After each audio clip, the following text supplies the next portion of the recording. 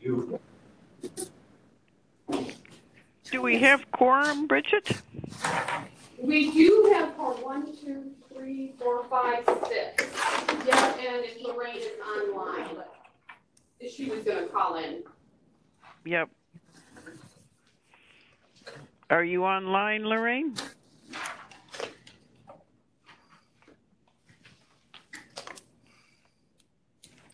I don't think Not she's on yet.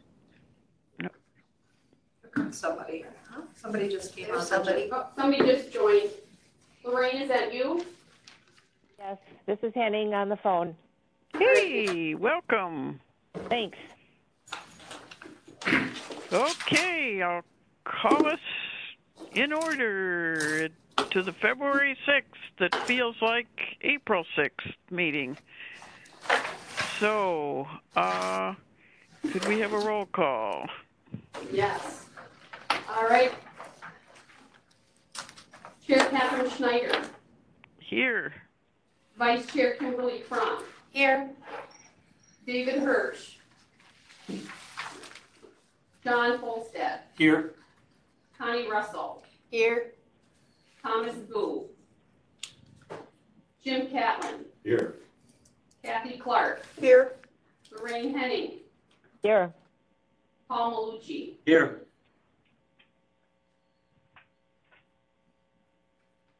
Who else do we have from the county board? Do we have guests? You do have guests. Nick Smyer is not here as he normally is, but you have other guests within the room and online, I believe. Nancy Coffey is here, Catherine. Excellent. Larry Hoekstra. Excellent. Oh, Zane, you're muted. Let me unmute you. Zane Zook is here as well. Okay. Excellent. Was the meeting properly noticed? Yes. Very good. How about any public comment? Did we receive any ahead of time? I did not receive any ahead of time.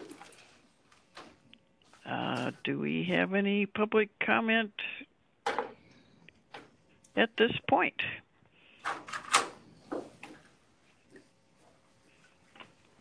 I am not Going seeing once, any. going twice, going 3 times. We'll close the public comment. January 9th minutes. I did have one change. So I guess first we need a motion to approve and then we do the change, I guess. Russell moves to approve. Cronk second. Okay. The change, it said that I was an ambassador for a February meeting, but I was actually an ambassador for the Wisconsin Counties Association January 25th meeting. Okay. Is the WCHSA, is that correct? No. No, it's Wisconsin Counties Association.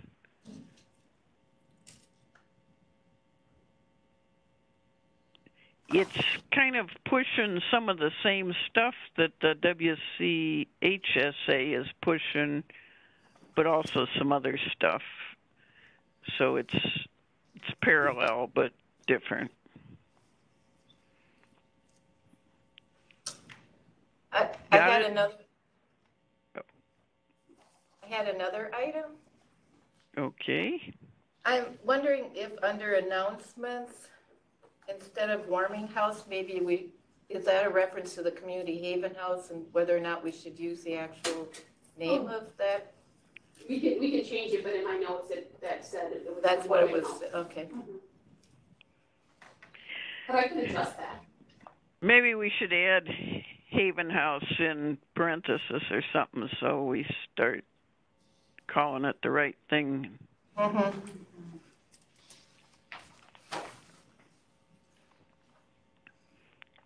Any other tweaks?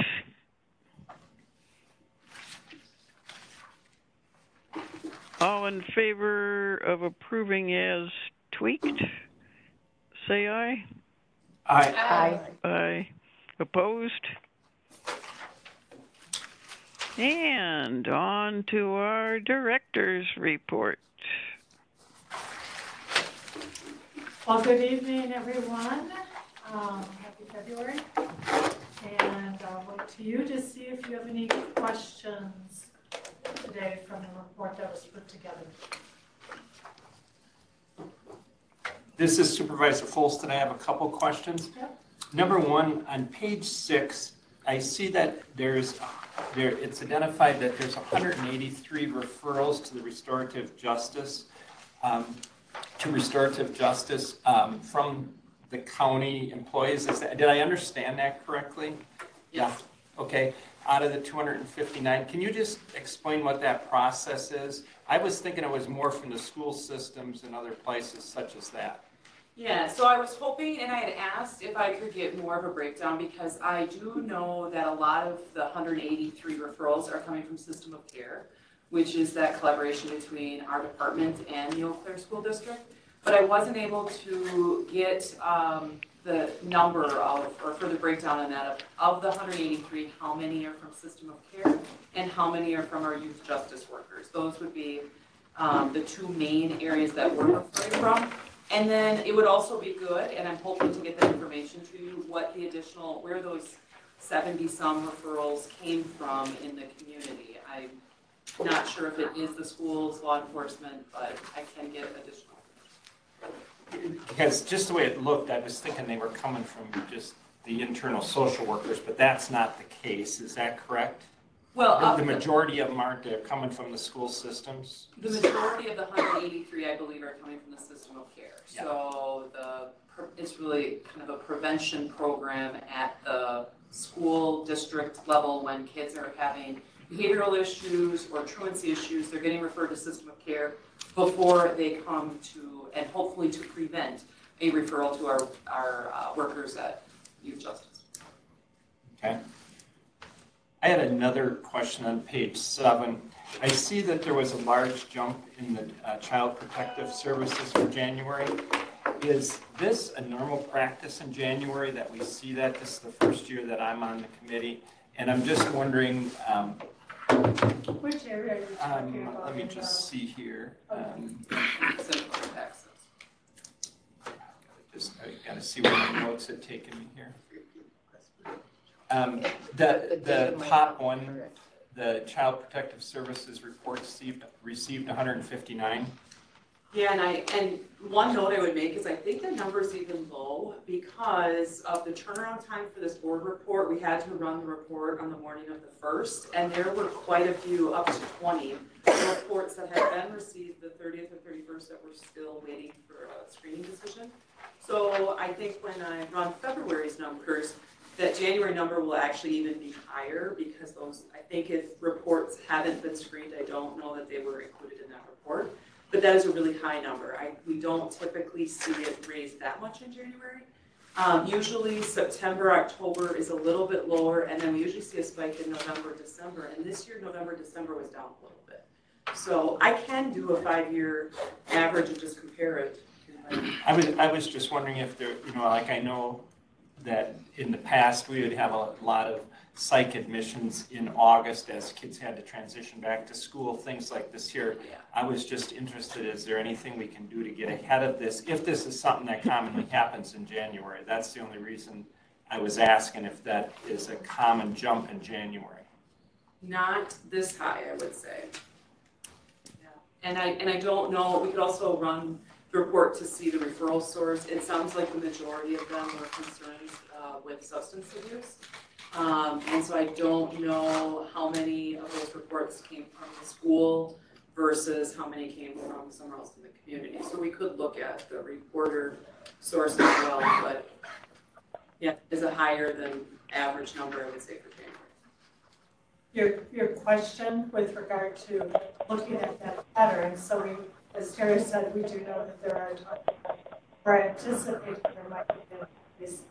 Getting ahead of it, we're always working on that, but it's noting how it's not an easy thing to do when you're talking about child abuse and neglect and the variety of reasons that would be bringing forth a referral.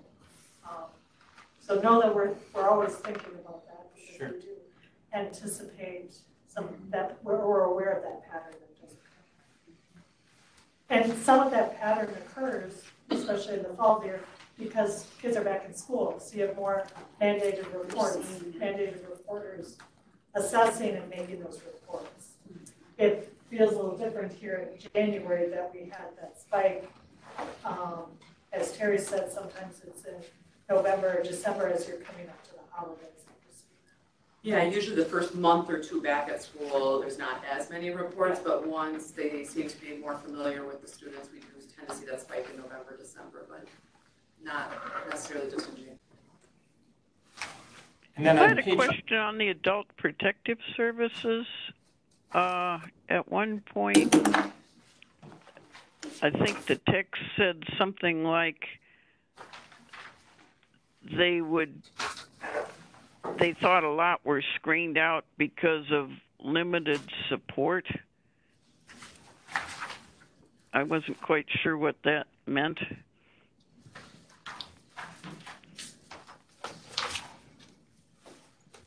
is that the one, Chair Schneider, on page 12, where there was the talk about the correlation with the limited resources, particularly housing? Is that the one you were looking at?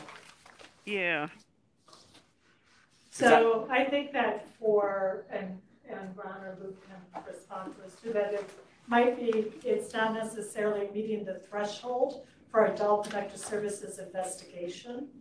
And so they may have been screened out for that APS, Adult Protective Services investigation, but noting that if a report came in because somebody had limited housing or may be having their housing affected, without knowing exactly what those reports are, that might be the reason why referral came in, but didn't necessarily meet the threshold for APS investigation. It doesn't mean we didn't respond in some way.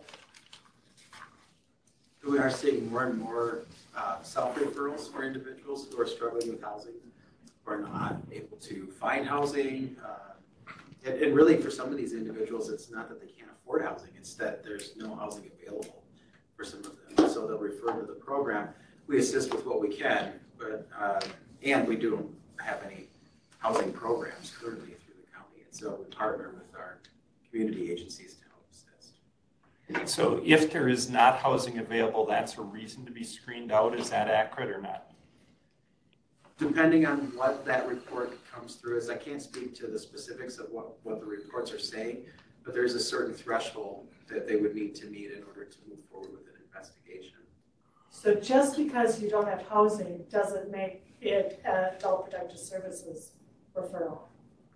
It's an APS referral would mean you are vulnerable in some way of being harmed. One could make an argument not having housing could have an effect on your harm, but it doesn't meet that threshold of an APS.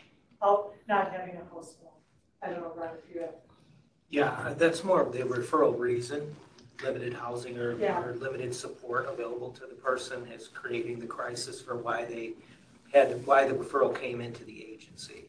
So I'll just repeat what Diane says. Your housing status does not affect screening at all. If you're a resident found in our county and you are having a report because you're vulnerable or elderly, we would do that screening process. It doesn't matter on your housing. So what was the intent of that statement then? That there's an increased screened out investigations. This appears to have some correlation with limited resources, particularly housing and placement. So what it means is that they're seeing a lot of folks who have homelessness or houselessness issues, but they're not in that statutory definition of opening the case. So it was screened out, but they're having issues, social issues with their housing and supports available to them. I would reiterate too that it also indicates, because this is not the only program where we're seeing some of this, is that there's an issue with safe and affordable housing in our Eau Claire community.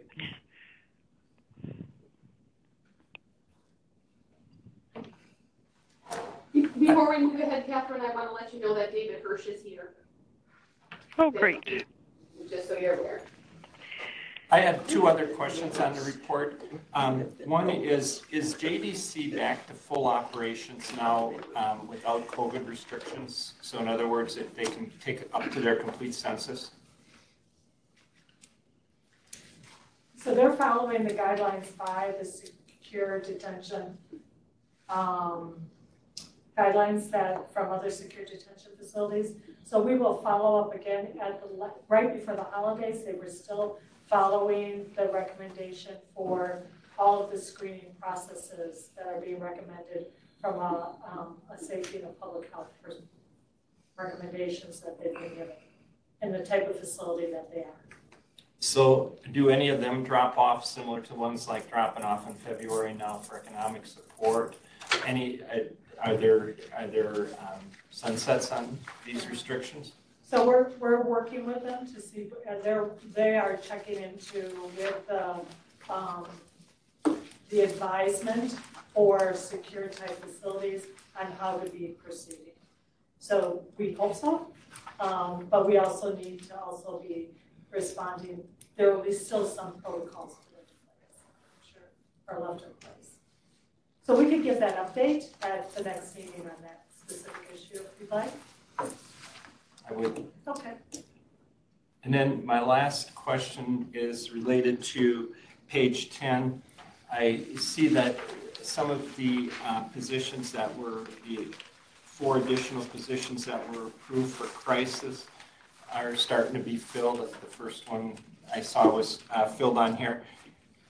What specific indices are being followed to show the effectiveness that these positions have had on their impact? So we expended the extra dollars for the 4 additional positions. What indices are we following to determine their effectiveness? So we'd be watching for being able to provide earlier intervention, shorter length of stay if somebody is being hospitalized, how we're able to lower our hospitalizations. Again, there's no guarantee that the hospitalizations will be lowered, but being able to help respond better within the community. So watching our hospitalizations, our length of stay in the hospital, and being able to do community crisis response is what we will see at. So we, in essence, we do not have any specific indices. I think I just stated those specifics. So Well, I mean, a decrease though, is that a 5%, a 1%, is it a 10%? You know? Yeah, that's a good question. Shooting for 100. That's what Yeah, Then the budget should reflect that, you know, so Yeah. That's good, I like that idea. Yeah. So I'll remember that. That's what we'd love. And I it's think we won't see anything for about a year would be my guess. That, you know, you can't, okay, we hired him in February, so March is going to be down. I don't think so. Well, now just wait, why would that not be the case? Well, we bring staff Because on. we have so much fluctuation from month to month anyway that you can't really see it over a 1 month period. But it's crisis. If we're preventing the crisis, we should see some immediate impact. Yeah, but March is a new month. You're going to see new crises. I don't understand your point, Chair Schneider. When something varies so much statistically, you need a longer period of time to compare whether there's really a change.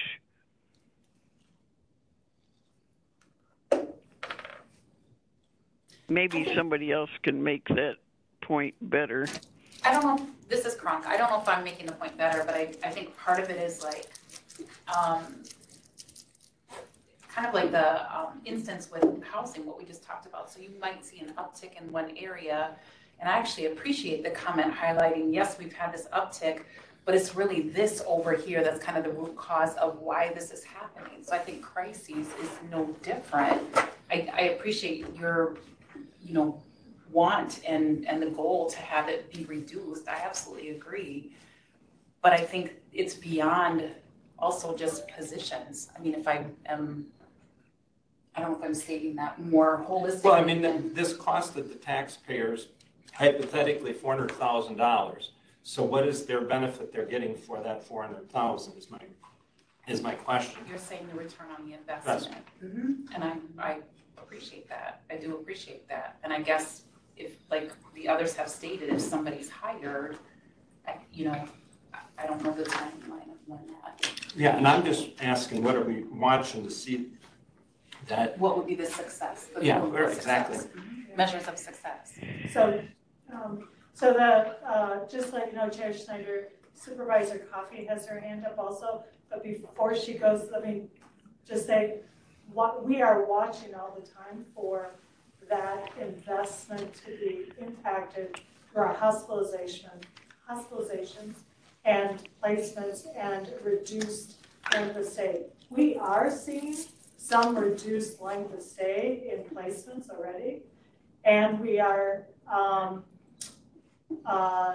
hoping to even have a better outcome with our hospitalizations reducing. If the volume increases, then it is hard to get on top of it and have that reduced.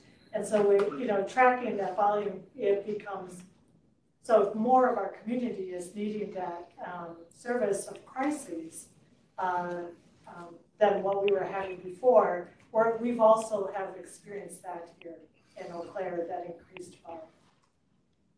So you don't see that reduction in the same way as if the volume is stable. Yeah, I fear that as some of the ARPA programs unwind, we will see more crises, starting with the economic support and then unwinding of some of the medical stuff, and I think it's April. I suspect we will have more people in crisis this year. That was the comment that I was going to make too, Supervisor Schneider, is just the whole issue of we always want to have a good rate of return. First of all, these people are hired and you don't start any job running, you have to be trained. So that's going to take some time, but we also have housing assistance and we also have SNAP dollars that are going to be diminished as far as in March, as I believe it's in March or April. And so as Director Cable is saying, we're going to have more pressure. So we need to look at the numbers as well as how we're curbing those numbers, right, as we're figuring our rate on return. But those numbers were also decreased in the budget, because I remember Mr. Schmidt saying that we would have less institutionalization of patients, and that's how it was budgeted. Because I didn't agree with that. I thought it should increase, because that was where our trend line was going. Yeah, I think two of the indices would be not just decreased hospitalizations, but decreased length of stays. But the issue that we have here is a social science issue, in that it's hard to come up with metrics. Who is going to be the one to decide that that person who was hospitalized 10 days is somehow better treated than someone who only stayed 9? So what I would say is there's some fundamental assumptions about just numerical order that don't fit with people's problems. And so I would be interested too in things like number of clients with crisis contacts, timeliness of those crisis contacts as quality indicators of the human service delivery. We deal with this issue. I've been dealing with it since I was in school. How do we prove effectiveness, and what's the difference between effectiveness and efficiency? This might very well be the most efficient way to deal with it through crisis response. But is it going to say that that person will never have another crisis the very next day after that crisis stopped? I have been around people long enough to know that the problems are sometimes larger than any one person's outcome. So I think it's very meritorious to think about this way, though. What are we getting for having crisis, particularly in the year where new resources were delivered? So we can think about that more and what we might want to focus on for measures. But I think too, this is Kim, and I just had a couple of comments after Dr. Supervisor Folsom was asking his questions. I think too, it'd be interesting to compare like what has been the increase of people maybe interacting with peer support as a possible prevention for coming into the crisis. I think there's levels of crises. There's not just a threshold of now you're in crisis. There's a lot of variance into what crises are or is for people. The other thing that I wanted to point out is I was really grateful to see what seems to be a higher number of referrals to restorative justice, because I think that's been an ask for quite some time. I'm very happy to see that, and I think that's another area where when you look at outcomes, or if you want to look at data, there's a high percentage of people that are much more I would say fulfilled by the outcomes when they go through a restorative justice or transformative justice practice than going through the normal or traditional court systems.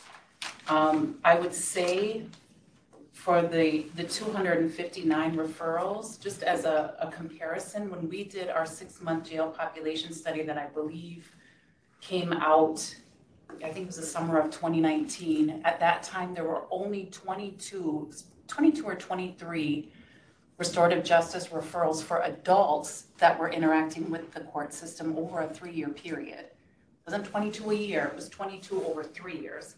So that increased to say, what else can we do in our community besides going through, the traditional youth justice system or the traditional adult system, really widens the opportunity for kind of what you're asking is what else are we doing? How do we reduce these numbers and impact people's lives in a positive way?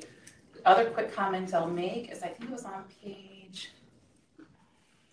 7, where it says another trend identified is that of teenage girls who are making a disclosure of sexual abuse, but then they don't really want to talk anymore because it's obviously a traumatic occurrence or set of events. They don't want to talk to or have law enforcement involved. They don't want to follow up with the alleged maltreater. That is also an instance where if we're talking about being very survivor-centered, that a potential, and maybe it occurred, could a restorative practice circle in some way be offered to these folks? They can choose not to have it, but people can't say no to something they're not offered. And traditionally, we think of restorative practices for sort of the low-lying fruit, theft, or disorderly conduct, or those types of things. But there are cases of homicide, rape, all kinds of areas where that has been a really holistic healing space for people. So I just wanted to put that out there and say I appreciate continuing to get that data. People involved with peer support would be another kind of point of interest to see how are we utilizing that as a department, and maybe some data and numbers on that may be helpful too, to show how that compares with people in crisis. So thank you. Can I Other comments on the written report? Because I know Diane has some other stuff to present too. Supervisor Russell. I just wanted to follow up on Kim's because I had that noted too. I'd kind of like to know why they don't want to follow up with law enforcement or get involved with law enforcement. I can imagine why, but kind of like more discussion on that.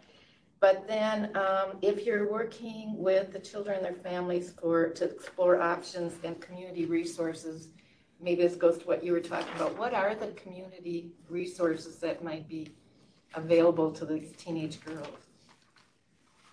It's really a lot of therapeutic resources, I would say. I don't know if you know better than I do, other than individual therapy. I'm not aware of any. So there's a number of clinics that will run survivor groups over time. Of course, it depends on what's available at any clinic at any point in time. Victim witness can help assist in making some connections as well. But typically it's going to be, trauma-based therapy. So different types of therapy to to work through what happened. So is that something they have to pay for, their families have to pay for, or? Typically, it's not going to be a no-cost option most of the time for folks to get into therapy, whether it be in the community or anywhere else. Is Bolton still offering groups? I don't know. And I don't know for that age group is where I'm not sure. I know that there are quite a few girls that get interviewed at the Child Advocacy Center and then get connected with counseling right through children's, and that can be low cost, but anywhere else, generally you do have to have medical assistance or insurance. Terry, is peer support a possible resource for those girls in those situations?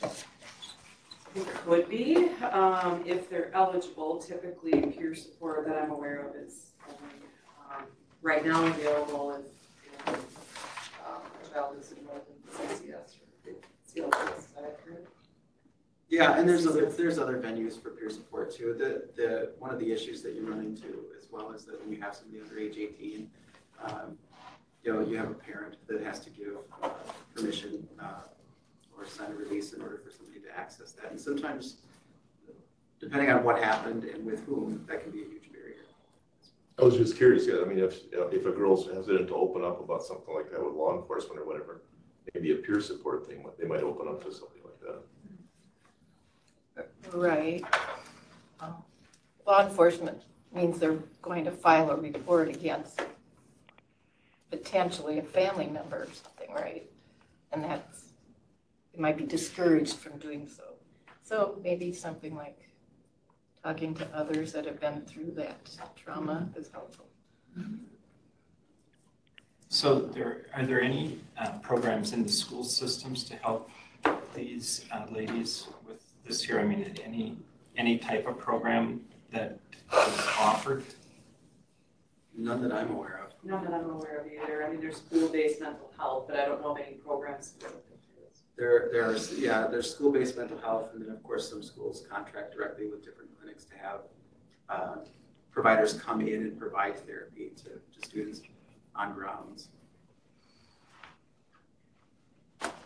But as far as school-based programming, I can't think of any currently. Where's the money for it? Is it budget? Does the system of care get into those issues at all in the schools? If they did, they would make a referral, I think, for school-based mental health. Oh, okay. They're doing more case management. But again, those individuals are mandated reporters as well, right? So if somebody comes and makes a statement about something that happened, they're bound by law to refer to the appropriate agencies.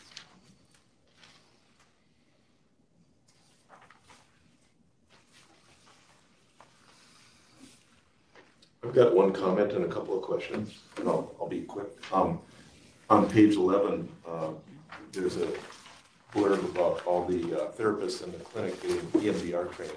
I think that's really a smart, proactive approach.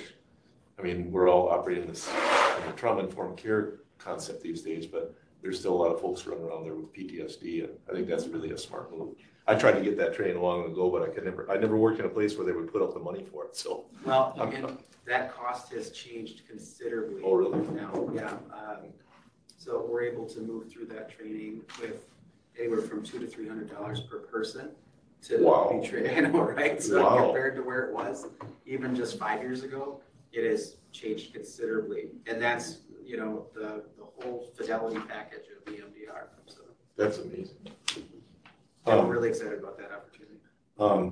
On page 12, I had a question on the adult protective services. It looks like over the last few months, the investigations have increased a lot, but the substantiations are kind of static. I was just wondering what would account for that kind of a phenomenon. I didn't quite understand what conditions would reflect those numbers. So I think part of that is what Nancy was referring to with the housing piece as well, that we have people that are being referred to APS, but maybe not necessarily reaching that threshold for needing any kind of protective service. So they don't necessarily need a guardianship or protective placement. They don't meet the threshold where they're a danger to themselves or to someone else. They may have other extenuating factors going on in their life where, if you're homeless, it's a huge factor, and it may not contribute enough to needing that level of care that APS is doing. I have a question. This is Kathy Clark. What happens to those people? Do they just fall through the cracks? Somebody refers them? We follow up with them. Yeah. Yeah. But they don't qualify for APS, but is there some place for them? Yeah, Yeah, so go ahead. I was just gonna say, there's still a triage process that we follow, and we share with them what resources we are able to offer. They may not qualify for APS, but they may be a good candidate for CCS, for Comprehensive Community Services. They might be a good candidate for the clinic if they're really struggling and if there's some kind of mental health disorder that's contributing to what they're experiencing. So we go through the gamut of what's available to them and how to make those referrals and connections to other programs. Yeah, when you're talking about APS, then there also may be the connections to family care or IRIS, so those other community resources or behaviors. Right. I had one last quick question on page 13, the CLTS waitlist. It's been really big for a long time. I was just wondering if the state is still bringing pressure to bear on you guys for that. We are still feeling that pressure. And, of course, even with the staff being added and our new manager on board, there's a good churn happening, and we'll talk a little bit more about that during the educational session on the 17th. But we still get a lot of referrals, a lot of county transfers, a lot of referrals from the community at large, and of course we have to respond to them in a timely manner, specifically the county transfers, because if you're transferred from another county, you're expedited into that program. So that means that folks who are sitting tend to sit even longer because you have these other referrals coming in. So I think we're getting a good gauge of what we're going to need in terms of kind of looking at our future state. What are we going to need in this program? I also think the end of the emergency order will have some impact on that wait list, because we'll have some kids who are no longer functionally eligible for that program. And so we could see a number of children drop off of that list after that. Not for a great reason necessarily. Not for a great reason. Well, I would just say not for a bad reason though either, because some kids who have severe emotional disturbance, when they're involved in the program, they get a transfer of skills and resources that when we do the functional screen again, those kids have a lot of turnover naturally. And in the public health emergency, we've been unable to disenroll anyone. So this will be significant from a case count basis. There will also be the unit and manager and supervisor there. We have set a target of 35 cases per worker, and that's what we're moving to. So there will be some substantial movement, but we're trying to get a sense of where are we with the churn. We're seeing between 10 and 20 cases from other counties and another 10 additional referrals. So I'm not satisfied to tell you that just not growing is good, because that's not what we want to achieve. But I think between the public health emergency and the expectations that the unit has for caseloads, we'll see about another 100 to 150 kids come off of that list and get served. The question is how many are going to keep coming on? And we don't know that. We don't know that answer. It's like shoveling snow against the blizzard almost. It's correct. What do these numbers look like prior to the pandemic, the wait list specifically? They were smaller in general. Yeah. They've grown over the last 2 years. Is that because of the inability to disenroll, or? No, It's because of the needs everything of Ron groups. said. It never moved. Yeah, It never moved. it grew. No one was able, we had so many fewer workers, we were not able to move the kids off the wait list. So some folks are on the wait list as long as 2 years. So we have gotten through the longest waiting tier of the wait list. And we're going to make a significant movement here yet in 2023. And I could say that anecdotally, again, because this is just some of what I've heard when asking those questions of why do we think it's grown so much. A number of families have moved to the Eau Claire area with young children who were involved in services elsewhere. And when COVID hit, those services either came to a halt or closed, and they weren't available anymore in those communities. And so we do have a number of families who have moved to Eau Claire in hopes to access the resources and services that we have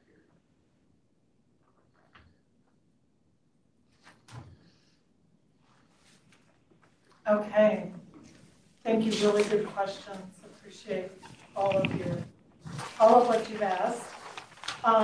Just a couple other things to update regarding the department.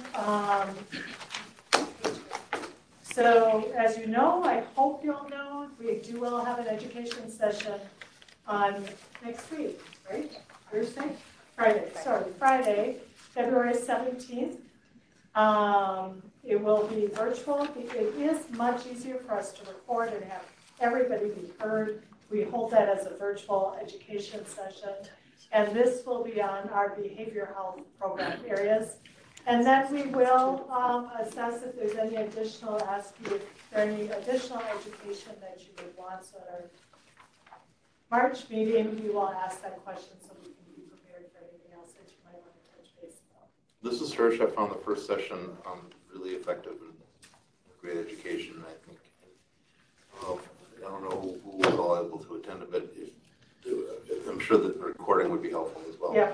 The difference is you don't get to ask questions if you weren't sure. Very true, very true. You can watch and come back here next time, I guess. And the recording is, right, out on the website? I'm not confident it's on the website at this point. From my understanding, that was going to be handled from the different. Oh, okay. So we'll make sure that it's out there, it's been recorded, and we'll make sure it's available for everybody to be able to see. Yeah, so any other comments from I haven't even watched it again. I mean, I'm not going to watch as much as Star Wars, perhaps. If you like the first one, you're going to be blown Sequel is better. This really takes a turn. I believe everybody should have the invite on their calendar. I believe I sent that out to you.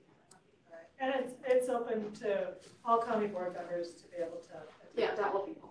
And the time is 2 o'clock? 2 to 4:30. Thank you. And then I did put on here if Ron or Supervisor Hirsch, if you had any update with regard to the opioid settlement, the task force.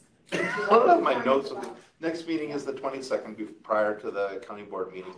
There is, however, a community listening session. I believe it's next Monday. The 20th. Next Monday. That's going to be off-site because there was some concern that people with lived experience with opiate use disorder and opiate use might not be super comfortable coming to the courthouse.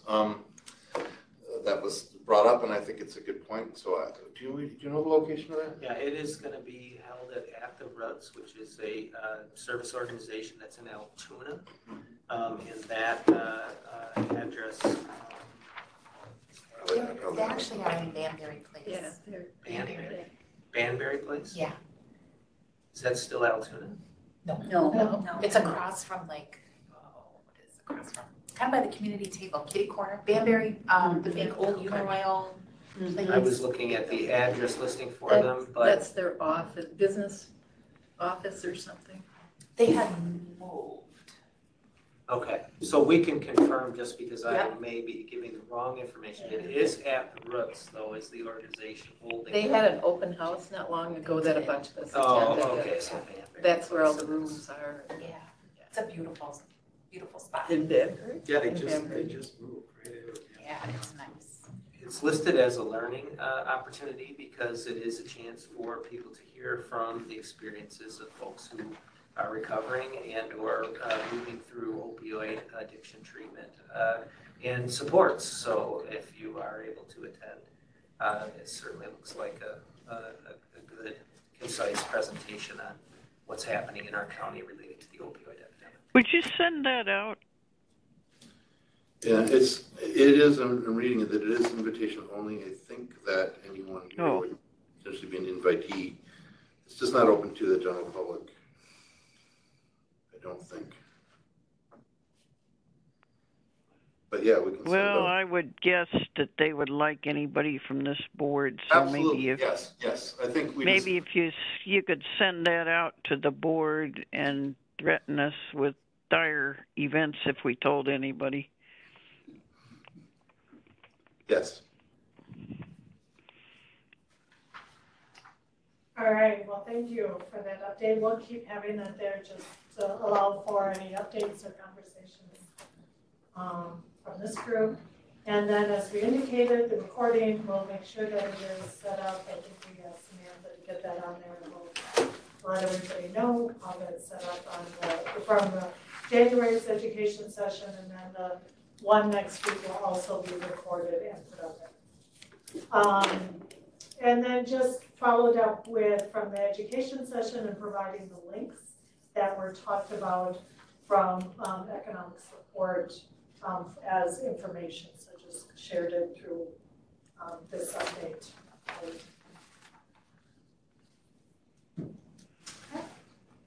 Anything else at this point, Diane? I don't believe so. Okay, it's Vicky's time, right? Thank you. Yes, it is. Welcome, everyone. We're going to be going over the November financials. So the financials are showing a deficit through November of around $345,000. In October, that was like $146,000. So there was a small change there. Again, nothing significant that we're seeing. It's kind of the same things that we have been seeing. And we can kind of go on if you guys want. We'll talk through those as we go through each page. I had a question if there's a different way of writing that, because it may be visually you can tell whether it's a deficit or a surplus, but hearing it read, there's not a plus sign, at least that my reader can read. Is it possible to put a word of deficit or surplus or something? It does say that in the wording, but maybe we'll have to work with you directly, Catherine, to figure that out, how that would best work. But we can absolutely make changes to accommodate whatever would work for you to make that a little easier. Absolutely. Just for example, it could say instead of parenthesis 345,000, you could just say $345,000 deficit, you know. I mean, that's the standard accounting notation, but I mean, I understand why a reader may not pick that up. From her perspective, Right. yeah. Okay. What does it say to you? Well, so in the standard, and maybe people can correct me if I'm wrong, but typically in financial reporting, if you have a surplus, it's a positive number. If you have a deficit, it's a number in parentheses. Yeah. which corresponds with a negative number, but that's how it's written. But I think depending on one's reading software, et cetera, it might not. Right. That might not make sense, to it. Okay. Yeah. So if it's in parentheses, it's a deficit. Yeah, correct. Well, I learned something today. Good. I would still like the word there, yes. if it's possible. I did make note of that, and we'll do that.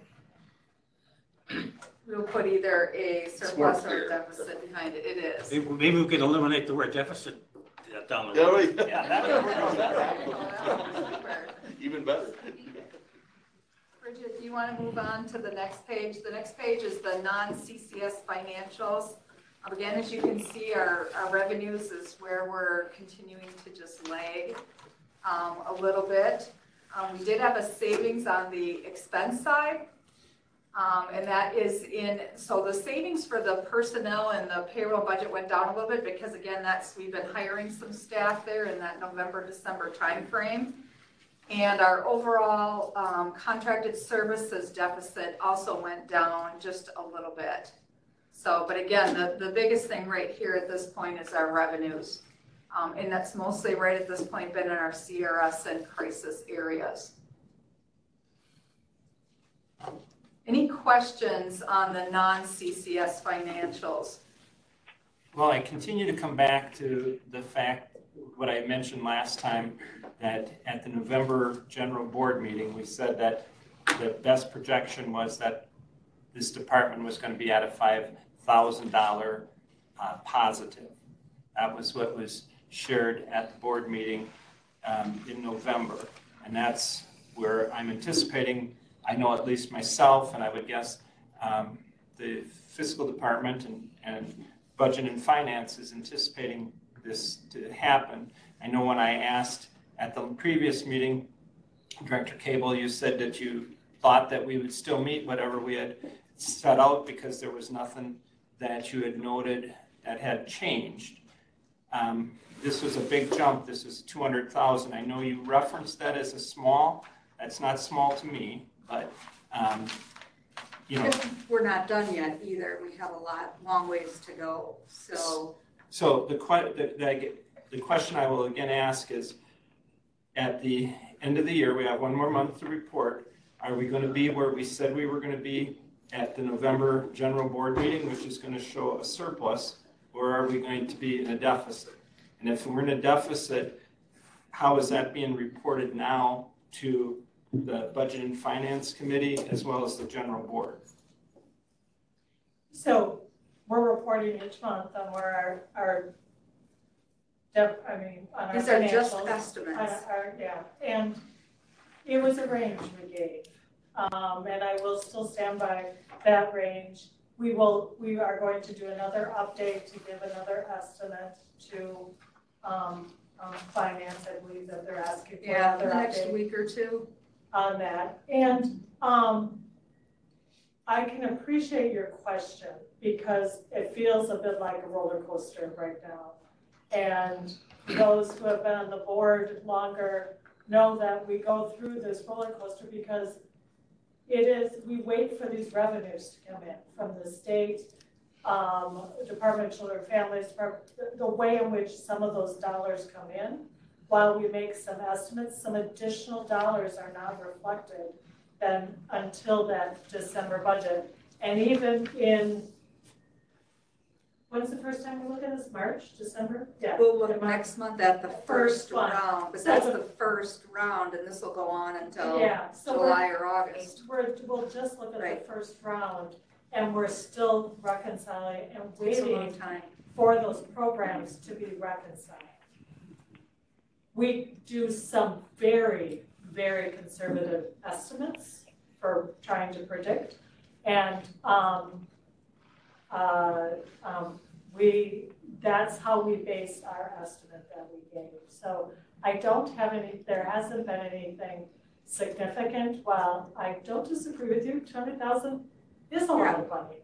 And in a budget as large as ours, though, we're still feeling confident in what we have projected. And certainly, if that changes, we'll be sharing that at that point.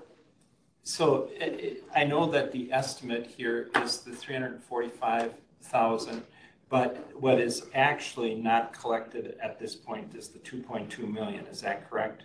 What is on the 2.2 general million ledger? is where we stand, correct, through November. So, and we feel of that 2.2 million in deficit that we were just at this immediate juncture, we would likely collect all but 345,000 of it. Correct. Because to me, these are large numbers. Yeah. Just for perspective though, that's 0.8. 0.8% of the total money. So actual numbers is big, but as a percentage is very small. Well, where are we going to come up with that money at the end of the year? Comes from the general fund. That's if this were to persist until the books were actually closed on 2022, then it comes from the general fund. Yep. But this department doesn't have a good track record of meeting budget, and normally a committee would take on action to try to get it to budget. I mean, that's really what a committee should be looking at. So and year after year, when it doesn't meet budget, and you do the same thing, you're likely to get the same results. I think we're getting closer. Yes. Not to be defensive, but I think we've shown some great strides here, and I'm not as worried as you are about where we stand right now.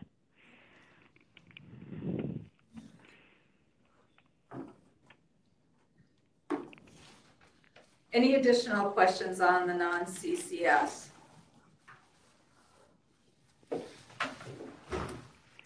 Okay, moving on to the CCS financials. As everyone can see, right now we're estimating, it's actually a little bit less than last month, but around approximately, could you go up just a little bit, I guess. I don't spend as much time on the revenue expenses. For this one, it's the overall.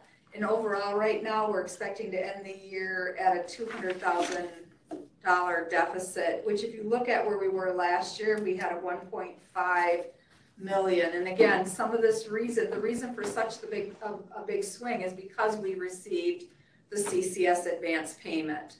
So, which is a good thing, which means the general fund will only have to fund that 200,000 for a year instead of $1.5 million while we wait for reconciliation. So again, that's always a big picture, and that's kind of our goal, is to try to stay like 500,000 or less. And again, as the program moves and grows, sometimes that might be tough, but that's where we're landing right now this year. So we'll see where December kind of brings us, and once we get through all of our final billings, but that's where we are through November. And we're assured of getting this 213,100 back. It's just a matter of when. Is that correct? Correct. It would be next December. Yeah. So we do the reconciliation starts in like April. We get done with it like in July. Then they do desk audit reviews through August and September. And then we finish those in September, and then they spend their month doing their analysis. And then we typically are notified sometime in mid-December or the end of December. Sometimes this year was in January. So it just depends, but then you typically get it back for that year. And then that gets paid back to the general fund. And these numbers are being tracked within the Department of Finance and within our general fund. So we're tracking it. So we do know they close that out for Department of Health Services, assures to be able to close that out for the prior year. So for 2022 by the end of 2023. So what was our deficit the last year that we've closed on? When we closed last year, it was 1.8 million. For CCS. For CCS, correct.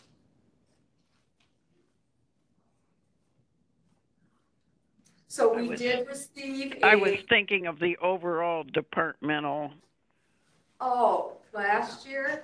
I'll have to look in a little bit, like once I'm done presenting, I can go take a quick peek. But I think that might help some of our supervisors remember that we're getting closer. Yeah, I believe in 2020 we were positive. And then last year we were like, this is my recollection, maybe 150,000. Not for sure, maybe something like that. You think it was less? I don't even remember. Well, according to page 17, last year at this time we were 127,000 in the deficit, and this year we're 345. So we're not moving in the right direction. That really doesn't happen. I meant at the end, we ended up closer to zero. We're talking about CCS. You're talking about non-CCS. Oh, I thought she said non-CCS. She did ask for the non-CCS as to where we ended last year, the last 2 years. So this is where the 127 is where we were in November of last year. It's not the end of the year. Right. And we're 345 though this year in the same time. It's just an estimate. Yeah, it's just an estimate again. So there's different factors that can happen. Sometimes that can be billing issues. It can be all kinds of things. We go based off of an average. Every year is different. So you also have to remember we had different staff at that time. So all that plays a huge difference in how we bill and when we bill and how much we get back. So And we have to reconcile every single program area. It's a long process. Okay, any additional questions on the CCS financials? Moving ahead to the alternate care and adult institutions. In the alternate care area, the group homes and RCCs were both up a little bit by about 34,000. And again, I think you'll hear that sometimes in that September, October, and even November timeframe that can happen. I don't know if Terry has any additional information on why or what may be causing that at this point. Well, I did put in the alternate care section of the board report that we were averaging around 4 youth per month in an RCC, and in November we did have 2 replacements. But then in December, 1 youth, actually 2 youth were discharged in December, and then we had more movement in January. By the end of last month, we were back at 4. But we did see that increase in November. So we may have like December will look similar. Yep. Probably kind of like an up and an up, and then it'll start to come down.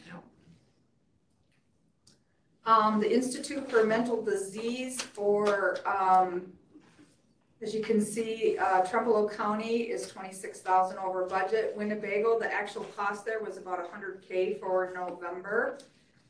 We're showing the 60,000 because that's because of collections in between there. So again, for the month, we were about 35,000 over budget. For the year, about 824,000. Like twice. Yep. We're actually about 60,000 over where we were last year at the same time. I mean, so that's pretty bad. They don't have a lot of control over it, though, I think. Yeah, and I do think Luke has talked about this a little bit before. It's not even so much of people going in, it's trying to get them out and find them step down. Again, it's that housing and finding places to put people. And Luke, if I stepped on my toes, please, like. No, that's exactly part of it, is that we have limited resources for individuals to return to our community. I can't count on my hands and toes how many folks we've had that have either been evicted from group homes in the community, and they won't allow them to return into certain areas. So there's a lot of issues that come along with that, but truly we work closely with Trumbull and Winnebago to get people back as quickly as we can, and really exhaust our efforts in terms of what are the resources we can help point people towards when they return to our community. What did we wind up, and I sound like Supervisor Fulstead here, at the end of the year, where did we wind up relative to our budget of 756,000? Or, I mean, obviously there'd be another month's worth on there, but were we significantly over budget last year as well, at the end of the year? I think so. And so we did the same budget, essentially the same budget No, this I year? believe that we had increased it, and then we've even increased it again this year. We increased it 100,000, but we're 800,000 over.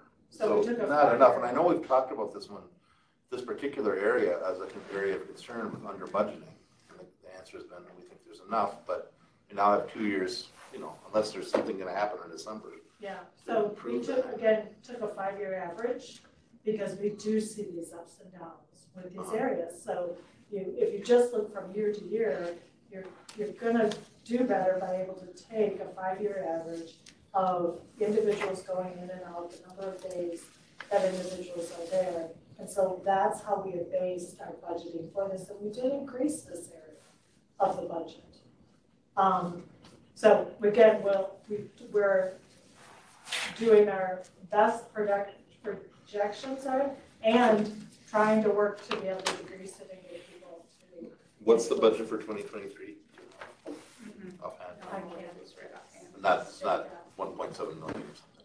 I can't state that specifically. It was action area that I thought we should dramatically increase. Yeah, I didn't disagree with that. And I think we did the wrong thing by not increasing it, because I think we're going to be fighting with the deficit. Well, it's just 2 years worth of evidence that maybe 5 years is maybe we're not seeing it long enough. We'll need to increase it again next year, I predict, because prices have gone up, number of people in the county have gone up, So I think we'll have this discussion again next time. This is Paul. It seems to me that, you know, I can speak historically. I worked at the healthcare center. The issue 25 years ago, 20 years ago, 10 years ago, there's not enough options in the community in terms of dealing with some of these people. They can't just go back to their apartment. They can't make it. It isn't going to work. They've been thrown out of all the various, you know, we used to work with a couple, they knew how to get out of the group home. He threw his fire extinguisher to the window. But they didn't want any part of that person anymore. So I guess, to me, sometimes we need to maybe consider how we can spend some money at the back end in terms of help develop more community resources, as opposed to, because we're always going to fight that issue, I think, at the front end. You know, we're working with crisis, we're working to try to keep them out of these institutions, because some people need to go there. Sure. So how can we find some money to spend to develop some other programs or encourage providers to do that with some assistance? Now, I know we had Midway, for example, but, you know, it didn't turn out, I think, to be the place we thought it was going to be as far as to keep people out of Trumbull County. It wasn't going to happen. You know, if you knew what I got to go Trumbull, I think a site like that wasn't going to work. But we need to find places when they want to leave Trumbull or come out of Winnebago, where could they go? In addition to what we have available. And there's less of those providers. And part of it's got to do with funding at the state and federal level. So there's there is funding and support for crisis stabilization centers. And one of the issues that places have is staffing. Staffing has significantly impacted for residential type facilities or adult family home type facilities to be able to have people. So part of it is the impact of COVID. The other thing is the hospital, at least one hospital, if not two, is still operating, that if anybody tests positive for COVID, they do not keep them inpatient at their facility. They are still going to Winnebago. That is a cost to us. So that practice has not changed. That's something that we're still trying to assess how to be able to work with the providers with that. We can't necessarily force that change. Are they following the same guidelines that we're following with the JDC, so that if that guideline gets changed, that I don't know that. I don't know. So it's not a county-wide guideline? The guideline for JDC is a state or federal guideline? It is. It would be through Department of Corrections with secure detention related facilities. Is the facility that is being discussed up in Chippewa, will that take care of some of the people that Paul is talking about here, or is that going to be more crisis, the one that HSHS is looking at doing? That's intended to be an expansion of adult and adolescent psychiatric acute hospital beds. So in that case, yes, it would divert some people. Keep in mind, the whole region's going to be wanting to place people there too. But we expect that is probably our next big demand curve effect on who goes to Winnebago and who doesn't these days. I would again say, to remind you of the methodology we're using here. Budgeting for the actual cost today is not a wise budget move. I'll certainly support sticking to our 5-year average because it does go up and down. And so we would have an immediate resource need if we needed to increase this budget to the full amount. So we're trying to make sure that all programs can be managed and we make the best effort guess on our cost of Winnebago inpatient. But HSHS expansion is a significant community dynamic that should allow us to not send as many county residents in the cop car ride to Winnebago. That's our hope. When's that opening? I haven't heard an official date. Have you? Not. I have heard that they were initially toying with the idea of just having it be adolescent beds. So that may be still the direction that they're going. So Because there really aren't any adolescent beds in the area here. Of course, Trempealeau doesn't take adolescents, and Winnebago doesn't either. Neither does Winnebago, yeah. Unless it's an extenuating circumstance. Yeah. Okay, so I'd like to just go back. I did go back and take a look while everyone was talking, and in 2020, we had a positive. We came out positive $286,547. In 2021, we were at a $57,625 deficit, which was less than 1% of our budget. So that's where we have been and landed for the last 2 years. I'm sorry, which numbers those represent, like the final for non-CCS or? This is non-CCS, it has nothing to do with CCS. So this is where it impacts the general fund. So we gave back in 2020 $286,000. Last year, we expended $57,600 out of the general fund. So that's what we overspent. But wasn't the year before that like a minus 1.8 million or something like that? Yeah, I didn't go back that far, but again, this is the change we've been working on. So we identified back, and board members who were on the board at that time, back in 2018 and even before then, that this was no longer sustainable, that we needed to do things differently. And that is what we've been operationalizing. And as a result of that, then in 2020 and that work, we've begun to see a shift, not just in our financials, but in how we are being able to intervene and work with individuals earlier through crisis, through CRS, through programs like in family services, the programs in behavioral health.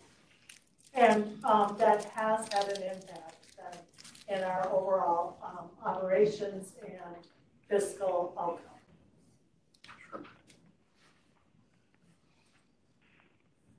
Okay, Bridget, do you want to just go down a little bit? The very last part is the adult family homes and the CBRS. There, as you can see, we actually have a savings. So we have like $400,000 savings, whereas last year you can see we had a $454,000 deficit. So that just shows you the swing you can have from year to year, depending on what's going on in the community and what we're seeing come through our doors. Okay, any questions on the alternate care and IMD report? Moving on specifically to the alternate care again, and Terry did talk about this a little bit. Again, mostly just looking at the numbers there. As you can see, it did go up about 0.2% from October to November, the overall cost. So we're about 12.8% over budget in that area overall. And we are still kind of continuing to lag on the revenue side. But again, this is an area that we can't control, as we've talked about before. It's the child support, SSI, those types of things that we get depending on the kids that are in care. Any questions on the overall alternate care report? Okay. Just a brief question. Yep. Do we, and I know that other counties probably have child support that's within the Department of Human Services. We've talked about this multiple times. Do we work with, I mean, some of our budget is dependent on a parent's ability to pay. So how do we, as we work with other departments within the county, how do we help support them to maybe make some changes in their area as well? I know when they bring their metrics forward, it looks good. But again, just like we're talking about humans, you may have somebody who has the ability to pay, you may have others who don't. You may have parents who have a projected ability to pay based on a job they had 2 years ago, and that's still the cost that they're expected to pay, even though they're not making that type of money. There's all these variances that go in. How do we cross-support or encourage, I don't know the words I'm trying to use, how do we help support that department to make positive changes for outcomes? Because that essentially helps us strengthen and preserve family connections always as well. And I would say that child support is really open to us making recommendations specific to families. And so you know, we have had problems where social workers will call the child support worker in the morning of a court hearing.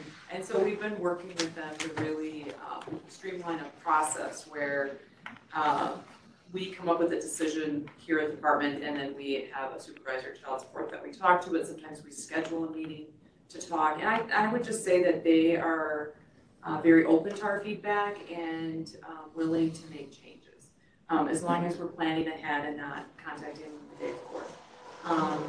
So I think we're collaborating really well, and I think they are, you know, especially if this family's really close to reunification, but they can't establish housing.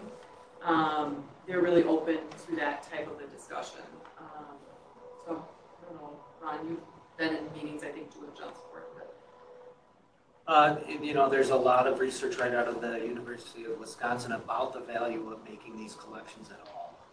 And what does it cost to collect them? And I think the more current research supports that for kids in the Child Protective Service System, there's very limited benefit to collecting child support. Other than that, it is a fixed cost within the foster care system that the foster care system is dependent on.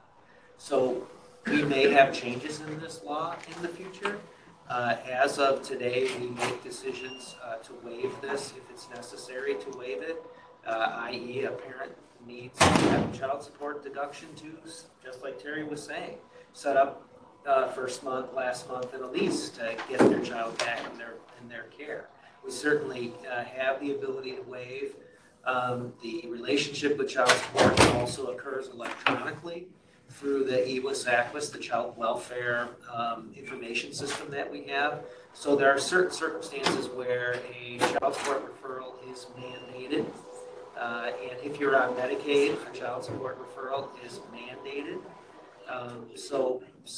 With Child Protective Services, right now, most counties report, but there is some flexibility in that. Some are waiting 6 months, then they make the report because the placement appears to be longer lasting, which might be a better, more significant reason to start collection, knowing that if a person could reunify in 1, 2, or 3 months of protective intervention, they wouldn't have a financial barrier to try to do that. But as of today, our practice is to collect, but then seek waiver under certain circumstances to support reunification. More to come on this, though. It's a national issue. Thank you. Any additional questions on the alternate care report? Okay, moving on to the expense summary. Again, there was very little change. In October, we were expected to end at about 87.1%. This month, we're projected to end the year at 87.5%, but still continuing to stay under budget as far as our expenses go. So through November, we would be expected to have spent about 92% of our budget, and right now we're at about 80% on the expenditure side only. And I have a question regarding that. When you just look at the CCS, it looks like that has about 3.5 million less expenditures than it was projected to have at this point. Is that the major component? Where are you looking? I'm sorry. Which? Well, if you look at page 18, you see that the expenditures are about 3.5 million that it's positive as I see it. And then that number, I believe, is the one that's on line 2 here. Is that correct? The second program? This is CCS. Yeah. Okay, so CCS is not reflected in this. Not even for program 2 there? Well, it would be, but again, the CCS side of it, it doesn't really matter. That's just, so we get reimbursed for anything that we have for expenditures, remember. So whatever we have in CCS, we will get reimbursed for that. Even if we indicate in our budget 5 million more in revenue, and if we don't bring that revenue in, that's okay. It's basically based off of the expenses we have. Correct. So by the fact that we're showing about 3.5 million less expenses, am I correct with that for CCS? Right. So we're not going to receive that money then? Right. So isn't that what would be reflected on the line two? As a part of line 2? Line 2 of 21. Yeah, and it could be as a part of it, but again, there's other areas as well within that area, within number 2. CLTS is in there, and there's some other areas that are located in that program area too. So there's several different sub-programs within these different program areas. So this is just very, very high level. So without breaking it down to each area, but yes, CCS could be affected in here. Absolutely. And the goal is to try to, we've had discussions on trying to make this look like a revenue and expenses, so we can look at that a little closer. So you can actually see the revenues for the different areas as well as the expenses. It's not as easy as what you would think, but we are working on that and hope to have that in place for 23, John. And that might also help because it'll show you the two together. Yeah, for each sub-program area. And what's concerning to me, and I agree with what you said, that, we should be at around 92% through November. And if you look at it, CCS has drawn this whole number down by the fact that it's at only 79.4, Yep. And then the rest, there's several here. There's one that's already at 104%. There's one at 99%. There's another one at 98%. So they're going to be over. And with the CCS, we're not going to get reimbursed for that because of the fact that if we didn't expend it, we're not going to get it. So this number, I think, is going to not look good at the end. So this is just the expenses again. It's not showing you any of the revenues either. Correct. So this is just on the expenditure side only. Right, but my point is that it appears that our expenditures are over budget.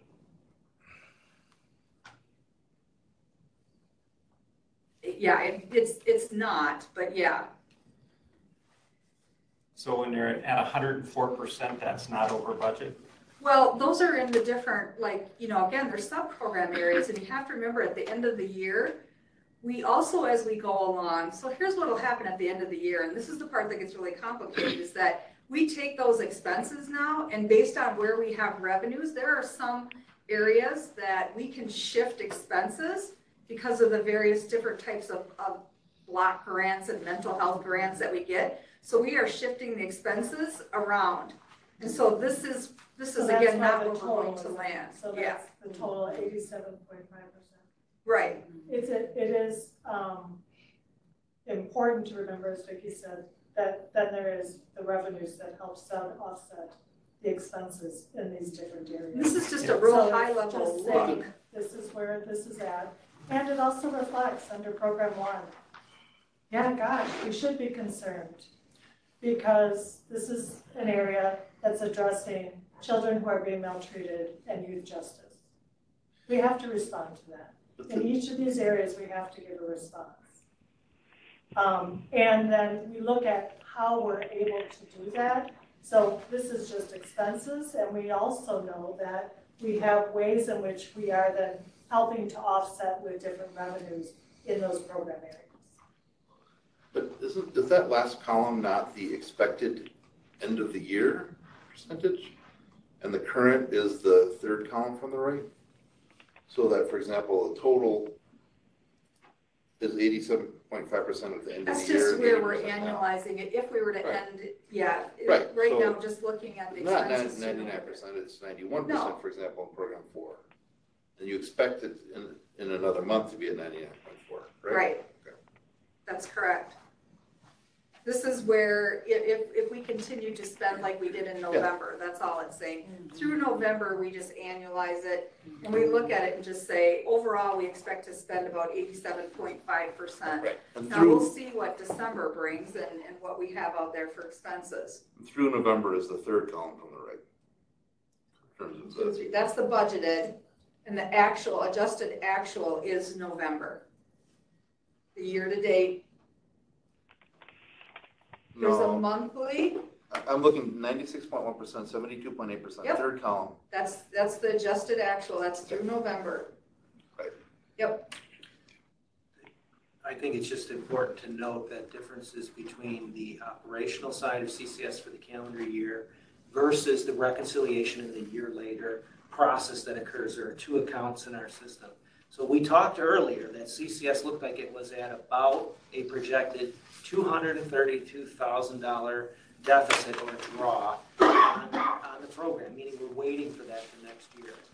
And the expenditures will always equal revenues in CCS. So I don't see an issue with the expenditures being under, unless your concern is that at the time we proposed the budget that it was not closer to the number that we're coming in at. No, I was looking at it as the aggregate, so that if that is showing a strong positive, that can skew the whole aggregate on this page.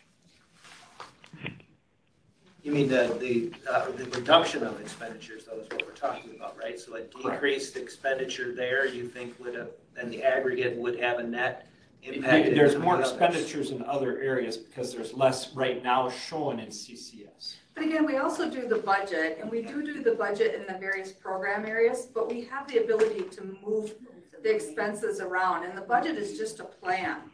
So you have to remember, if we do go over area program 1, it's very possible we've got youth services funds down here that can also be utilized up here. And that's where the shifting comes around. So just because you look at these numbers, that doesn't mean that we have actually overspent here. It may mean we sat down and talked about it during the year, and halfway during the year, we've decided that this is where we're going to shift our resources because this is where we need it. We don't change the budget. The budget's the plan, so that doesn't happen. But we do change potentially where we may be putting those services based on what's happening either in the community or things that are coming up or maybe a new grant that we got or whatever that might be. And there's budgeted and there's actual, right. So is what I would say too. So even though you see the proposed budgeted percentages break out, you're then going to see the actual. So I don't see them as just kind of like a guide or a plan is the way I look at it too. So it's just supposed to give you a general overall idea of where we're landing. If that's helpful, I don't know. Is there any other questions on the November financials? I think we should accept them. Do I have a motion? Sir, I'll move to accept the November 2022 financials. This is Kathy Clark, second. Okay, all in favor? Aye. Opposed? Well, now we get to WIMCR, and it's 21 WIMCR that we're talking about, which keeps making the point that it ain't over till it's over, and it's quite a while back. We're gonna, as Vicki said earlier in our discussion, towards the end of the year, we start to receive some of our, I don't know if I want to say reconciliations, but costs from our different program areas, WIMCR being one of them. We received some costs back at the very end of December. We didn't even really recognize, because it was like the holidays. We know that we really received them at the beginning of January.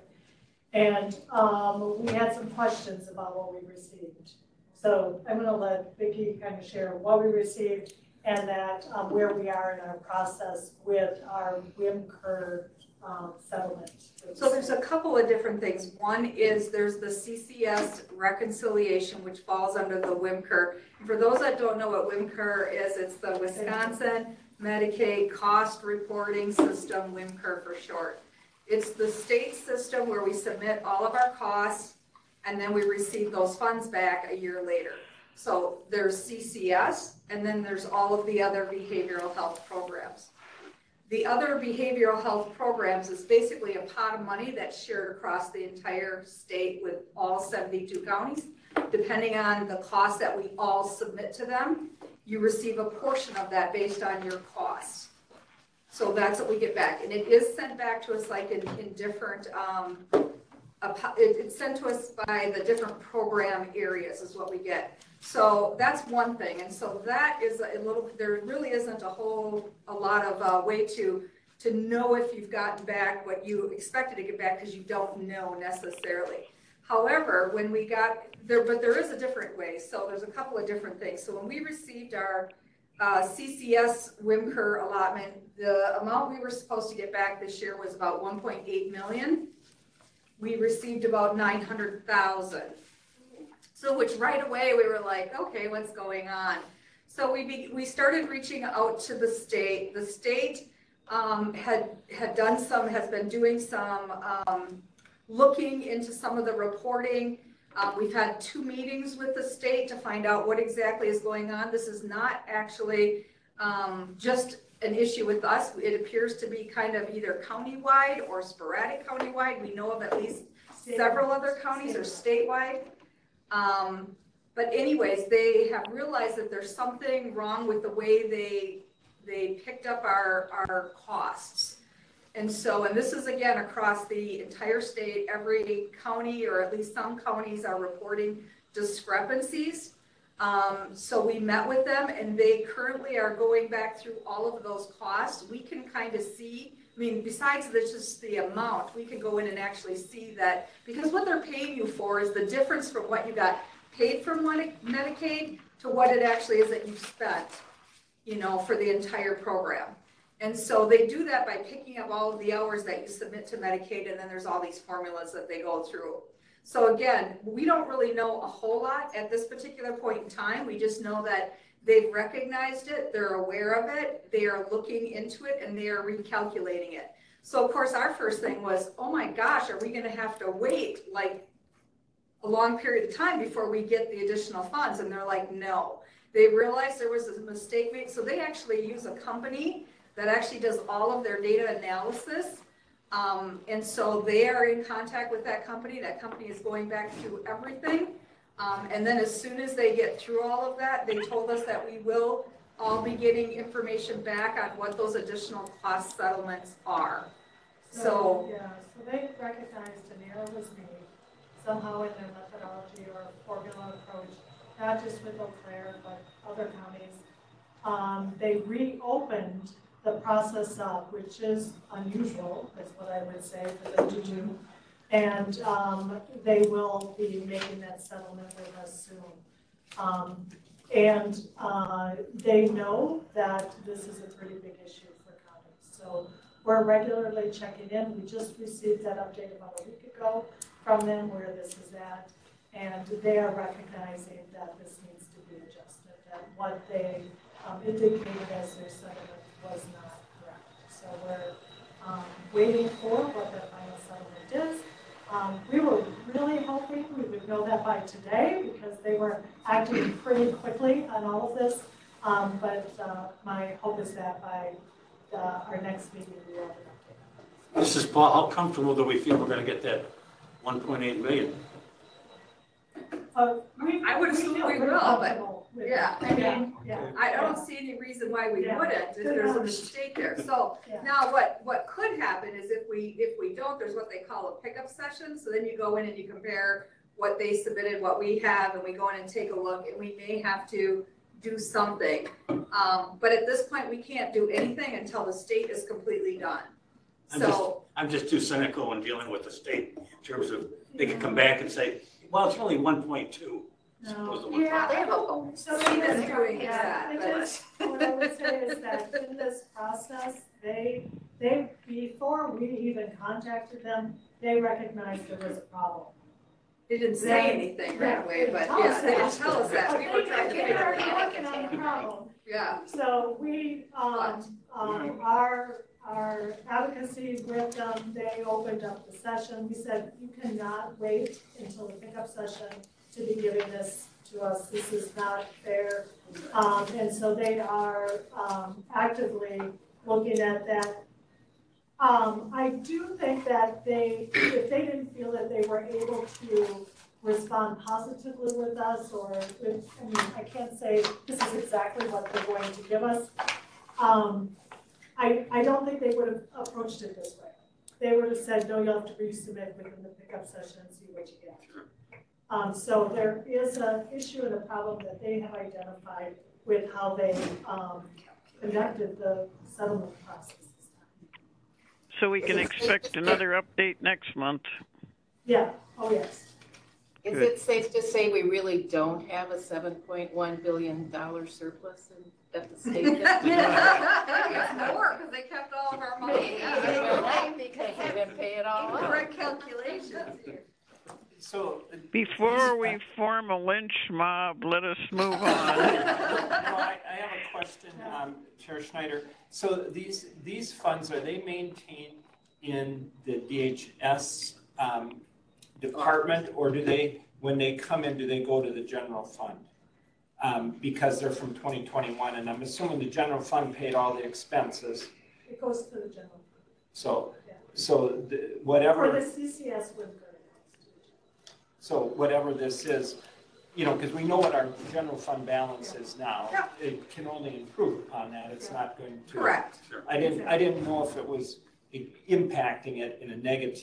I knew it wouldn't negatively because we have already paid for it. I didn't know if it was maintained in a DHS fund someplace. No. It just goes right to No, the. we don't get to keep hold of it, unfortunately. But Oh, we're not holding it there. You're right, Yeah. no.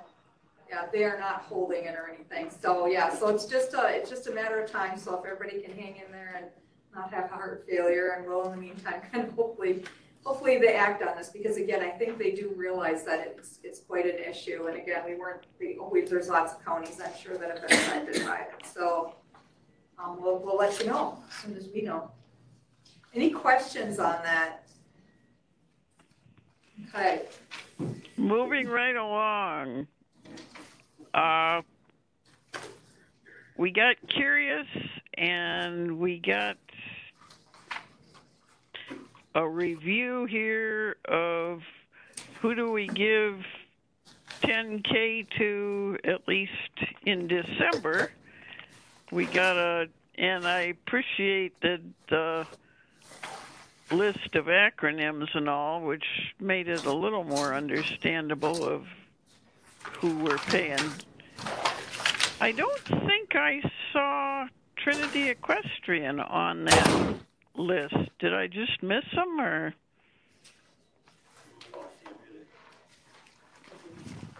Are they? So this is the list that was provided by county finance. Yeah, it doesn't look like there were any payments. And that's very possible. That does happen occasionally. It could be a variety of reasons why not. It could be timing. It could be there were some issues with their payments and they're being held at the moment. You know, it's just hard to say, but we do pay Trinity Equestrian. And there may have been some in November, and I didn't pull that. We didn't think we wanted to, you know, and again, so I'm not sure what everyone wants. So this 10K report is here. We did provide the list of acronyms. I don't know what would be helpful. You know, do you want us to walk through it? Did everybody get a chance to kind of look at it? Are there general questions? We're willing to help or answer whatever we can here, so. So I have a couple of general questions. So I'm assuming that a number of these here, in specific, I'll just use one, it's like Lutheran Social Services. I'm assuming we have a specific contract with them for a certain array of services. We have a contract for all of these providers. Okay, so how do I, as a board member, and in specific now for this committee, know if our expenditures in any of these given areas are above or below what the projection was? Like, I do not know what Lutheran Social Services was, you know, and they give us this information at a board level. What was? All right, so the contract doesn't say we're only contracting for. We don't do a set $500,000. amount. It's not a set amount. But I'm assuming when you do budgeting, you're budgeting for a certain amount. Correct. Right, but this is done by service. So each of these services, so in our contract, if, for example, we are doing supervised visits, it's so much per hour or 15 minutes or whatever it is that we bill by, depending on the area. Those are then authorized, and then they're being monitored by the supervisors in different areas as we go through each month. But the way you're tracking that is against the budget in terms of supervised visits. Right, by each area. So somebody within the department looks and says, whew, supervised visits are really up. So somebody's job is to look and see the trends in service delivery. Yes. Yes, so managers, so in some of these program areas, like supervised visits, that's a good one example.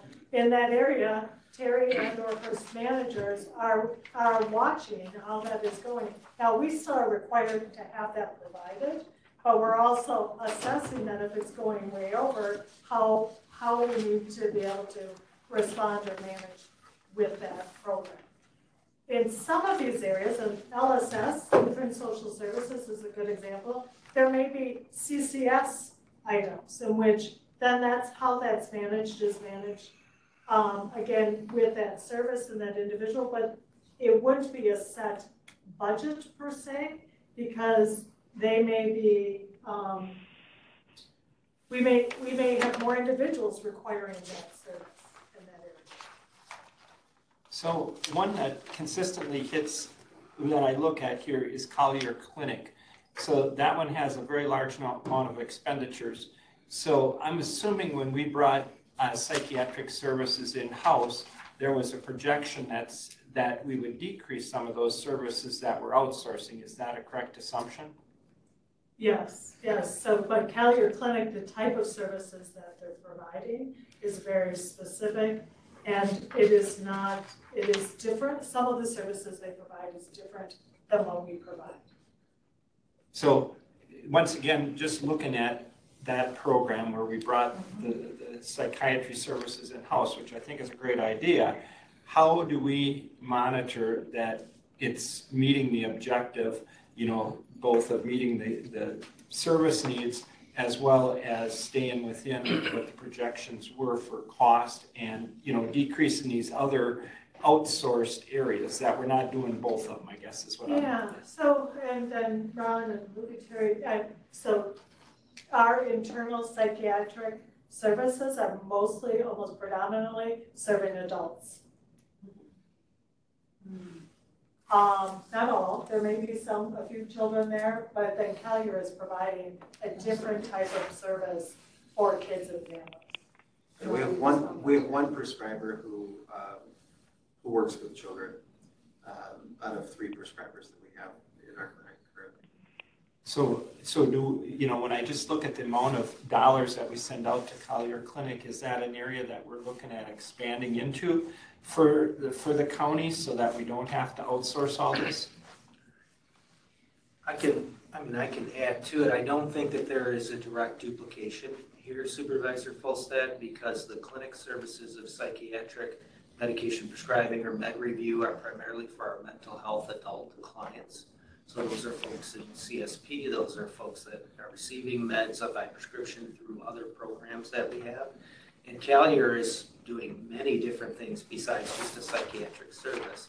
They have programs that they offer primarily to kids in the Child Protective Services area for skill development, reunification, other types of services. So Collier does more things than the traditional psych services that we provide out of the clinic, which is our main cost. When you see psychiatrists in our budget, our main cost is coming from the clinic. And when you see Collier, that main cost is coming for services for kids who are in the process of under a court order of reasonable efforts to either reunify, or they're an in-home case where safety has been compromised, that they're working to improve that situation too. So there's very little duplication of services, if any. A lot of the Collier Clinic services are either supervised visits, skilled training and there's particular programs that they have to help parents. But the other thing that they just added was a safety services where we have funding from the state and targeted safety support funds, where they're doing just checks. They're popping in nights and weekends and checking in on families so that we can expand in-home services. But it's really not psychiatric services that they're authorizing through CPS. Any other questions on these? We do, we have a few questions here. This is Connie. Could you just go over on the funding sources? Are these all state-based funding? So yes, and, but it may be, so this is just what we're paying them. We may be, that be reversed through some program area like CCS or, other revenue source that then helps to offset that cost. Are they grants, or is this just something we always get from the state? Or? So like youth aids and our Department of Children and Families, Department of Health Services, all of those are allocations we get from the state yearly. TSSF is a grant, it's been an ongoing grant. We do get some mental health dollars, but we also then sometimes during the year we'll get additional dollars. It just depends. So same with CRS. CRS is a funding source, so it depends on the people that are in the program. Once they get into the program or as a part of the program, we apply and then we get the funding for those people. So it depends on the program and what it is that we're doing in that area and where the funding sources are coming from. But most of it is state, federal, grants, allocations And then that we get. because you'll see some of our psychiatric prescribers on here as well, we do bill for their services through Medicaid. We're contracted with a number of insurance companies to bill for those services, and so we get back usually more than what they cost us. Okay, thank you. But the county still writes the check. Right. Correct. Correct. So you're just seeing. So it's a payback. Chairman Schneider, Supervisor Hoekstra with the question, is that okay? Yep. In my previous life, I worked on fulfilling contracts. That was my job. I had monitored 78 different contracts. And we had a baseline, which I see here in the Lutheran Social Services, $52,000 a month. We pay them flat. How do we know what services we're getting for that $52,000? Because I don't know if I had the months right, but in November we paid an additional $116,000. Last month we paid an additional $97,000 above the 52, and I'm like, what are we getting for the baseline? There should be some kind of a printout saying we're getting this many hours of this or this many hours of that. It's kind of vague to me. So you have to remember we have staff who are working directly with individuals or families who understand and know the different services that they're getting. So that's one way in which we know that. And we receive that, different, they do different check-ins with the providers who are providing those services. So we get different reports depending upon the service that individual is receiving. So why are we billed so excessively above what the base contract is? That's the part I don't understand. What does the base contract cover? What services does it cover, the base? I don't know that we're doing what you're saying. I'm sorry. I'm sorry, I won't. No. I'm not part of your committee. I want to, go ahead, I may be misunderstood your question. Like, is there some kind of a retainer? Right. That's what I'm wondering, is this just a retainer, or is that what we're doing?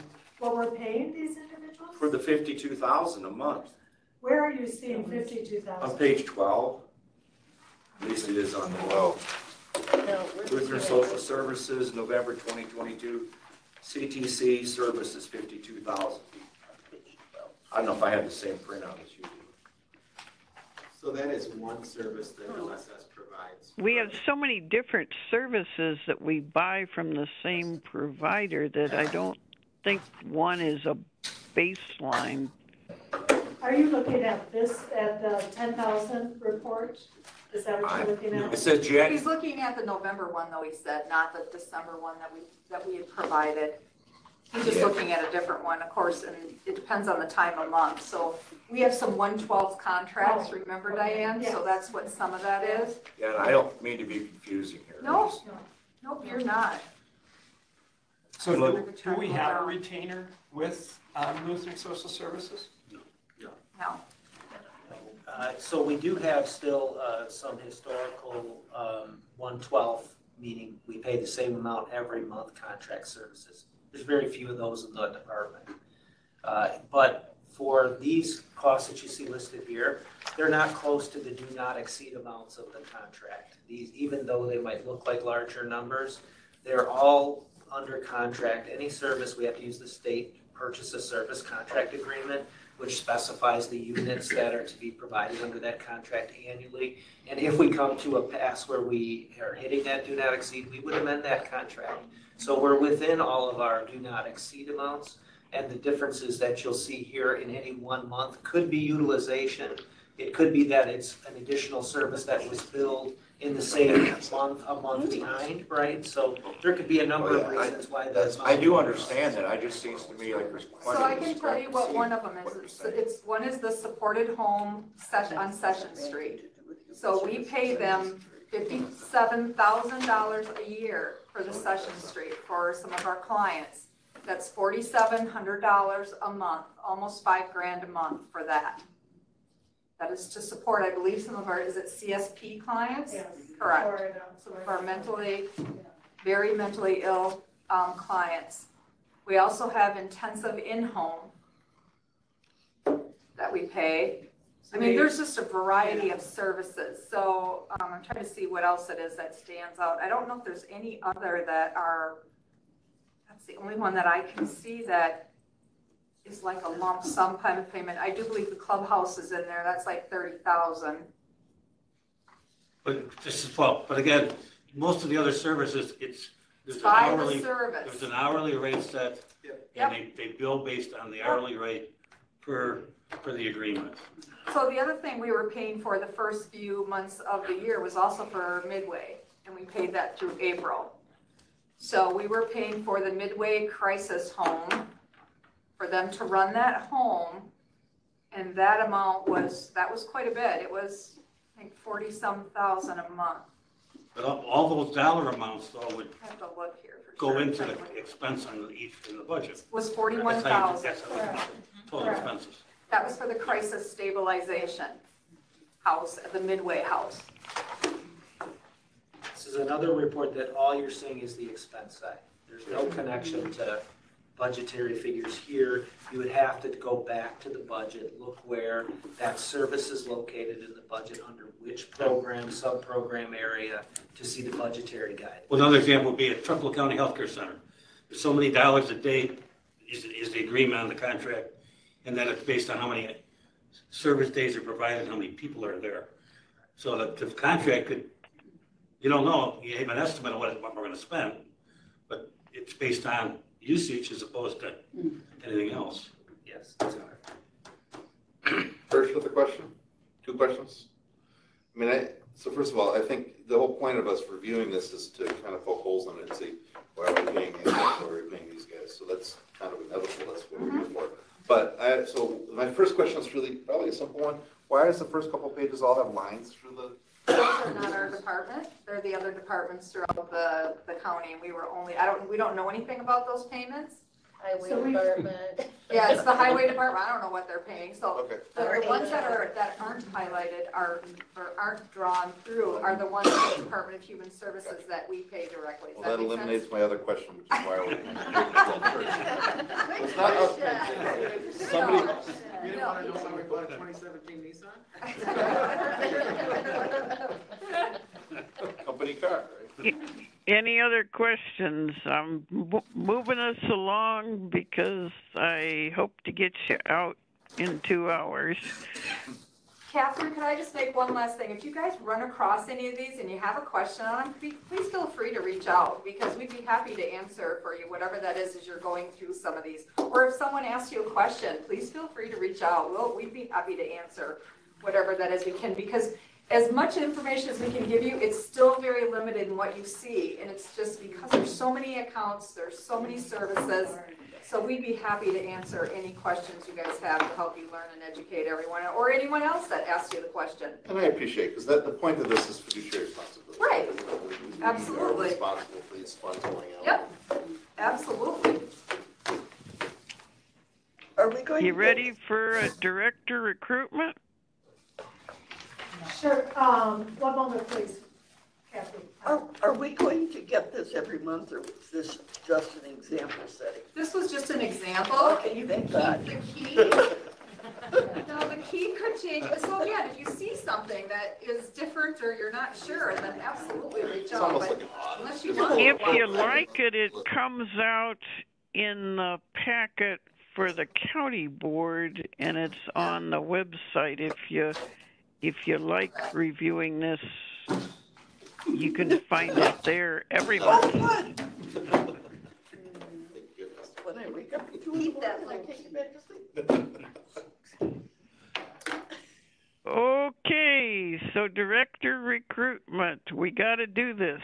And we had a number of candidates, and next Monday we're set up for some number that I don't know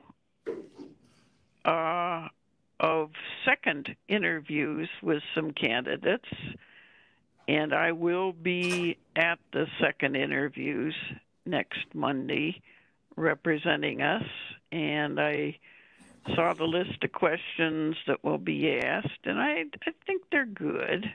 So bottom line is it's quite likely within the next couple weeks that there could be a third interview for some one or more lucky individuals, and that would involve this board in the third interview. The tough thing about it will be it'll be at short notice, and it won't be when we normally meet.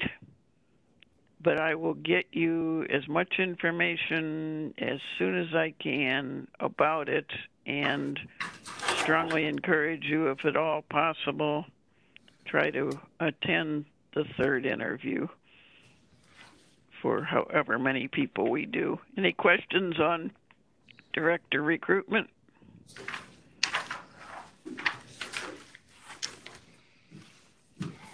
Okay, announcements. Any announcements for the good of the cause?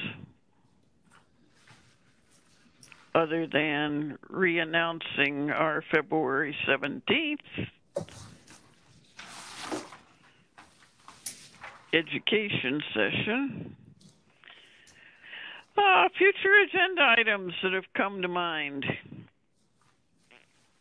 I see that the tour of the juvenile detention center, is that? Oh. We'll be working to propose a time to do that, and what we've talked about at the education session is potentially linking that to right before this meeting. So either in an upcoming. Well, that'll be good. Any others? Chair Schneider, were we going to talk any more about the impact of the academy closure? I know that was on our previous minutes that we had talked about talking about it more, but is that going to be a future agenda item? Do you have any update on that at this point, Diane, or? No, we don't. We can put that as an item to talk about. Yeah, it was in the minutes. Thank you for bringing that up, Supervisor Volstead. And we can talk more about what we're seeing in terms of that closure. Were a lot of those folks from out of county? Yes. Yes. Out of state even, quite a few. But there are outpatient programs, you said, still being provided there, correct? I don't believe so. I think it's just the school that's still operating. Okay, the school then, okay. Somebody did buy the I believe it building, is. from what I heard. Oh, Some California Well, they company. did. I haven't heard any more than that. Yeah, and I haven't heard an update on the school, but I do know that the school district, I was in a meeting with them last week, and they indicated there were 12 to 14 kids that were going to school either at the academy or another program called the Cooley program that also closed, and all of those kids had to be brought back into the school system, and they're struggling with those kids because they were in these other programs for behavioral reasons. And so I have heard there's a huge impact on the schools. So that school has closed then, huh? So that was my assumption based on that meeting, and if not, they've reduced the number and some of those kids were sent back, but we can get more information. This is Chair Schneider, I'll play Nick Smyer for a moment and ask whether the juvenile detention center tour, that would probably be quorum, so we'll have to announce it as a non-business meeting, Right. potentially. Mm-hmm. It'd be for the board members, and then, we would hold our meeting after that. Right. So we won't talk business very good. But we have to announce it. So are you asking whether we have to have that as a non-public meeting, or Yes, just announcing it? I think that's, I don't know for sure, but yeah. Yeah, we would do that as part of our full agenda. Okay. And the board will be. Off-site thing. The off-site, yeah. So yes, the answer is yes. Okay. Anything else for the future? Okay, next board meeting on the 6th, and I would take a motion to adjourn, or I would adjourn us. You have the power. Okay. Good meeting.